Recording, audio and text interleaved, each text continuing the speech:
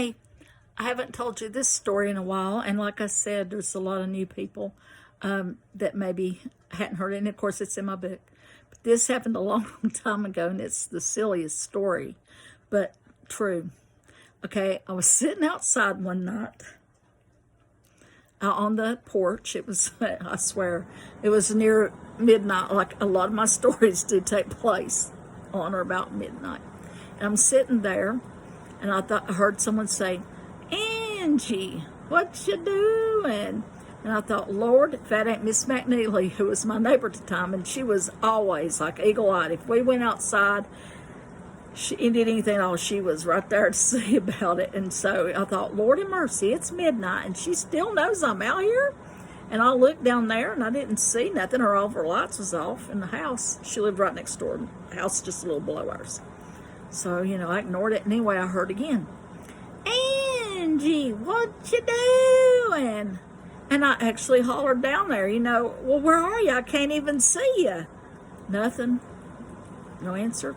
Then I, sat there again, and then I heard really close this time, "Angie, what you doing?" And before it got said, though, I was turning around and seeing it was Andrew.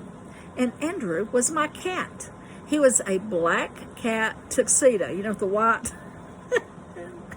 He was Andrew, and it's like I said, "Oh, Andrew, it's you." And I thought, that's fine. And then I'm thinking secretly, though, geez, what has happened? My cat's possessed.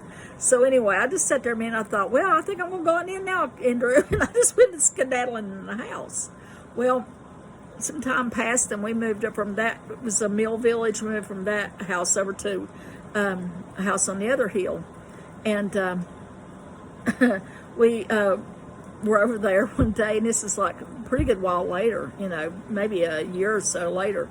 And my little sister, Sherry, and hey, Sherry, if you're watching this, she is disabled, and she had a blanket. She'd like to lay on the floor and watch TV, and that's what she's doing. Well, I was outside with my husband at the time, my ex-husband, the kid's dad, working on a car, or looking at a car, wondering what was wrong with it. Story of my life. But anyway, we were out there, and my sister, like I said, is in the house, and all of a sudden I heard her, and she was screaming, "Angie, Angie, Angie, Angie, come here, come here, come here."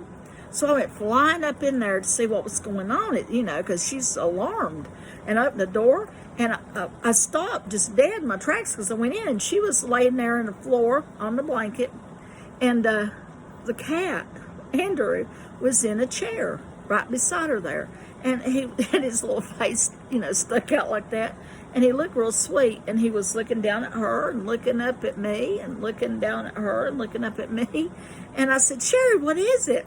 And she's a kid, basically, because she's a lot younger than me, okay, 14 years younger than me, but anyway, and she says, he said, and then she just started cracking up, and she didn't know anything about this previous incident, by the way.